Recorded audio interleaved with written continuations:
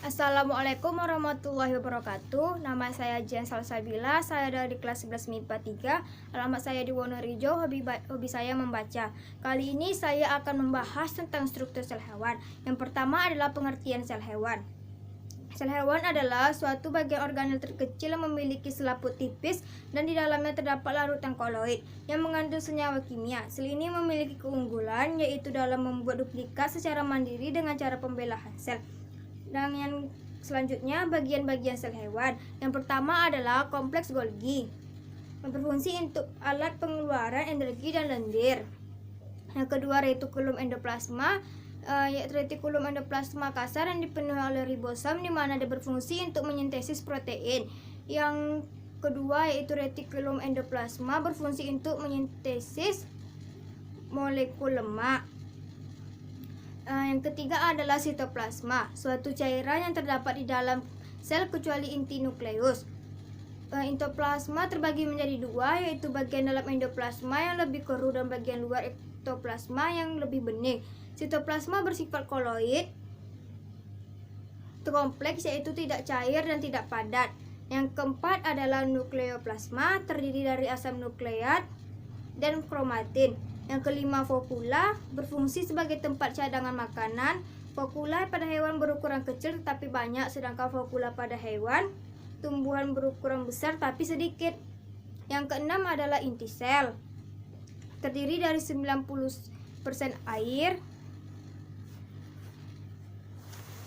Yang ketujuh nukleus, berfungsi sebagai pengatur aktivitas sel. Yang kedelapan mitokondria, penghasil energi dan berfungsi dalam respirasi. Yang kesembilan dinding sel, lapisan pelindung yang ada di bagian luar membran sel.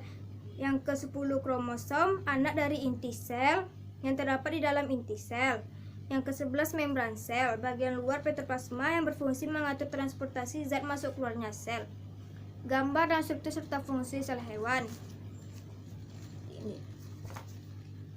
Yang satu adalah membran sel. Struktur membran sel.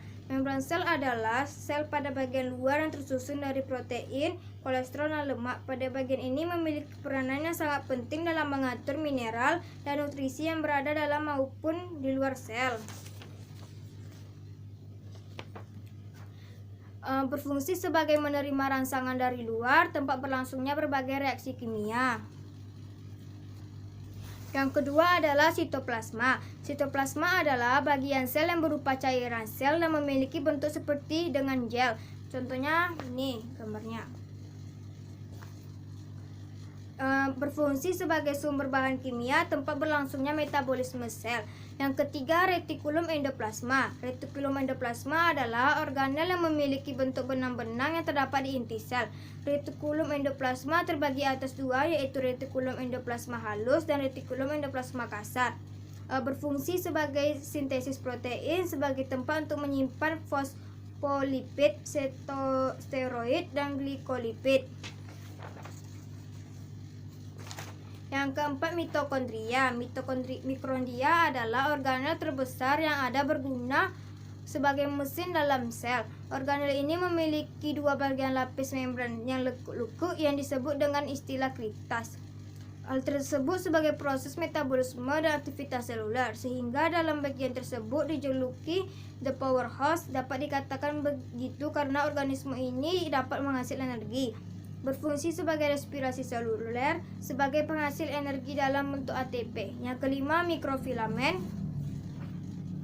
Mikrofilamen adalah organel sel yang berbentuk dari protein, aktin, dan miosin.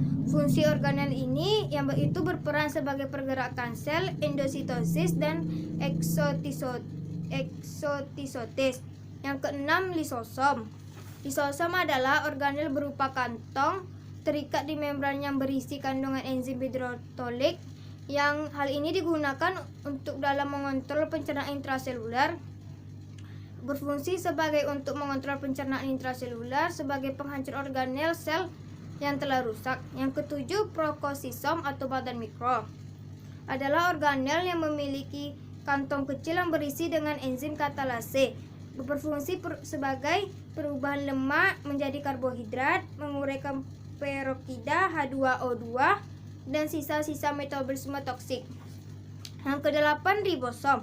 Ribosom adalah organel yang memiliki tekstur padat dan kecil dengan ukuran diameter 20. Organel ini terdiri atas 65% RNA ribosom dan 35% protein ribosom. Ribosom bekerja sebagai menerjemahkan RNA untuk membentuk rantai polipeptida.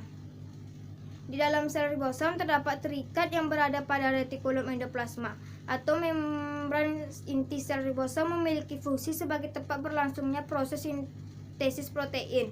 Yang ke-9, sentriol. Sentriol adalah struktur organel yang memiliki bentuk tabung organel, dapat ditemukan pada sel eukariota. Organel ini juga dapat mengambil peran dalam pembelahan sel dalam pembentukan silia dan flagella. Selain itu, sepasang sentriol mampu membentuk struktur gabungan yang disebut dengan istilah sentrosom. Memiliki fungsi berperan sebagai pembentukan silia dan flagella sebagai proses pembelahan sel dalam membentuk benang spindel. Yang ke-10, mikrotubulus.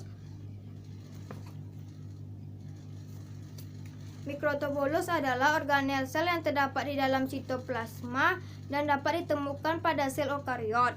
Organel ini terbentuk silindris, panjang, dan berongga.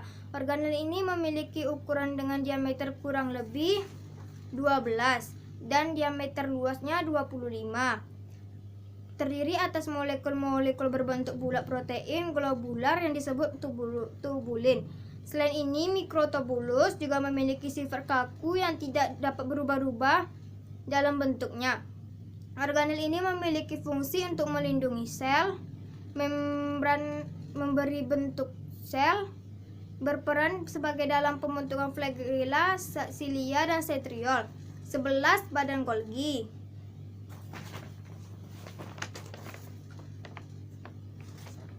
Badan Golgi adalah organel yang dikaitkan dengan fungsi ekskresi sel. Badan Golgi dapat ditemukan di semua sel eukariotik. Organel ini sangat berperan penting, yaitu mempunyai fungsi ekskresi seperti ginjal. Badan Golgi memiliki bentuk-bentuk seperti kantong pipi yang berukuran kecil hingga besar dan terikat oleh membran. Berfungsi untuk memproses protein, membentuk lisosom, membentuk membran plasma, membentuk vaskula. Yang ke-12, nukleus. Nukleus adalah organel kecil yang mengatur dan mengendalikan aktivitas sel. Proses ini dimulai dari metabolisme hingga ke pembelahan sel. Nukleus mengandung materi genetik yang bentuknya DNA linear panjang yang membentuk kromosom. Organel ini dapat ditemukan di sel eukariot, terdiri atas bagian-bagian seperti membran inti, neokroplasma, kromatin atau kromosom, dan nukleus. Organel ini berfungsi untuk tempat terjadinya replikasi, menyimpan informasi genetik, untuk menjaga integritas gen-gen. Yang ke-13, nukleus adalah organel yang terdapat di dalam inti sel atau nukleus. Organel ini bertanggung jawab dalam pembentukan protein menggunakan RNA atau asam ribonukleat. Organel ini mempunyai fungsi sebagai bertanggung jawab dalam pembentukan protein. Yang ke-14, nukleoplasma adalah organel yang memiliki tekstur padat yang berada di dalam inti sel atau nukleus. Organel ini mengandung serat kromatin yang padat dan membentuk kromosom. Selain itu, organel ini bertugas untuk membawa informasi genetika. Yang ke-15 adalah membran inti. Membran inti adalah elemen struktur utama nukleus yang membungkus keseluruhan organel. Selain itu, organel ini sebagai pemisah antara sitoplasma dan daerah inti. Organel ini bersifat tidak permeabel sehingga sebagian besar molekul yang membuat nukleus membutuhkan pori inti. Dengan begitu, membrannya nukleus mampu melintas membran. Membran inti memiliki fungsi sebagai berikut: melindungi inti sel sebagai tempat pertukaran zat antara materi inti dan sitoplasma. Sekian dari saya. Assalamualaikum warahmatullahi wabarakatuh.